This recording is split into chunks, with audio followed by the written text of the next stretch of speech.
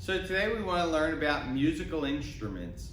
We already did a little bit of this in our last lesson on standing waves. So as a quick review, with standing waves, it's a wave where you have certain spots that never move, called nodes, and other spots that move a tremendous amount, and they are called antinodes.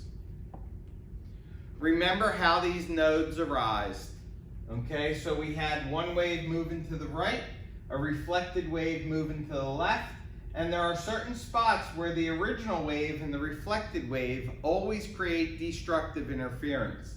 They're going to form nodes. Then we have other spots where at different moments you get different amounts of constructive interference, and they are going to create the antinodes. Remember, there are different modes of oscillation. We can get the fundamental, we can get the first, second, and third overtones. Sometimes they'll be referred to as the first harmonic, second harmonic, third harmonic, and fourth harmonic. All right? So they're the modes of oscillation. We looked at two of these in detail. So this was our fundamental. This was our first harmonic. Our first overtone. And again, with this one, there is half of a wave fitting in there. And here there's an entire sine curve, an entire wave fitting between the two endpoints. All right?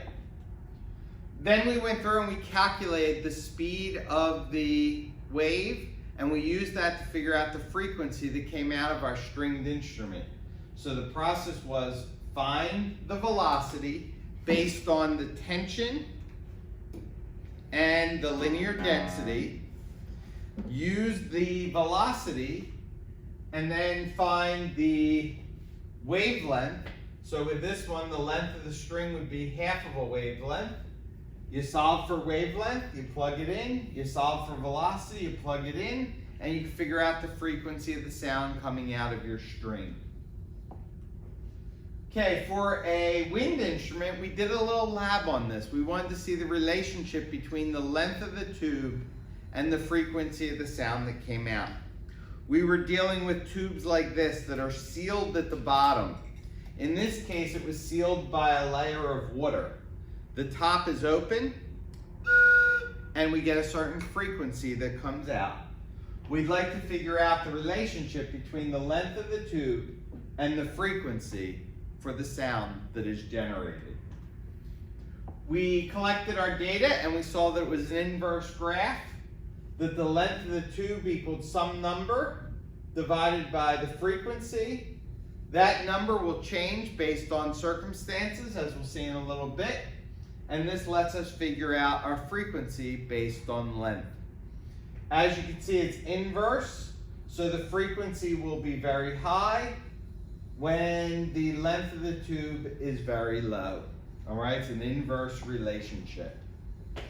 In terms of what it looks like when we create a standing wave in a wind instrument that is closed on one end and open on the other, we're going to get a node at the closed end and an antinode at the open end.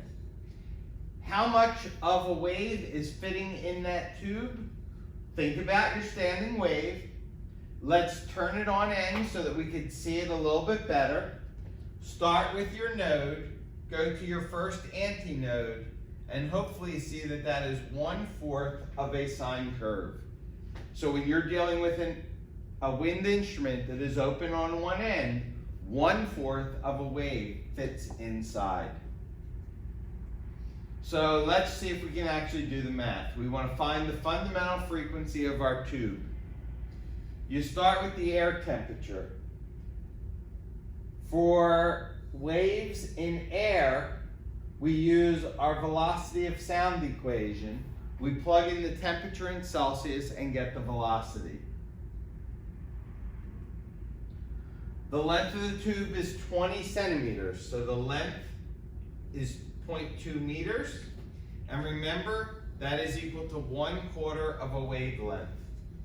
So our wavelength would be 0.8 meters. The length of the tube, again, is 1/4 of that, which is 20 centimeters. And then finally, once you have that, you would then do wavelength equals velocity over frequency. Plug in your wavelength, plug in your velocity, and solve for F. Okay, you then want to find the first and second overtones. So the only difference to that process is your wavelength would be different. For your first overtone, you'd go node at the bottom, antinode at the top, but you don't do the first antinode, you do the second. And in this case, the length of the tube would be 3/4 of a wavelength. We're not quite a full wavelength, we're shy by 1/4 of a wavelength. For the next overtone, we would stop it here. Okay, so in this case, the length of the tube would be 5/4 of a wavelength. Again, you solve for wavelength, plug it in, and solve for frequency. So that will tell you what frequency you get for your second overtone. Okay, some instruments are open on both ends. So with the flute, it's open on the one end, it's open on the other end. And with that, you would have an antinode on each end. How much of a wave is that? Well, the fundamental, we'd go antinode to antinode, that would be half of a wavelength. So how much of a wave is fitting in the tube? It would be half a wavelength. How do we find the actual frequency? We do the same steps we did before. The air temperature is 17. Use your velocity of sound equation. Get the speed of the sound. Then you'd look at your tube length. Tube length is 20 centimeters. So the wavelength would be 0.4, 40 centimeters. Half of a wavelength equals the length of the tube. So if the tube is 20, the wave is 40. Then you use your formula wavelength equals velocity over frequency, and you solve for frequency. If they wanted you to find the overtones, then for each overtone, you would just add another half wavelength. So the first overtone, we would have a wavelength being equal to the whole length of the tube, which would be 20. And the next one, that isn't even visible here, but we go up to the next antinode, and that would mean that the wavelength was, we would have 3/2 wavelength would fit in our 20 centimeter tube. So you would solve for wavelength, plug it in, and find frequency.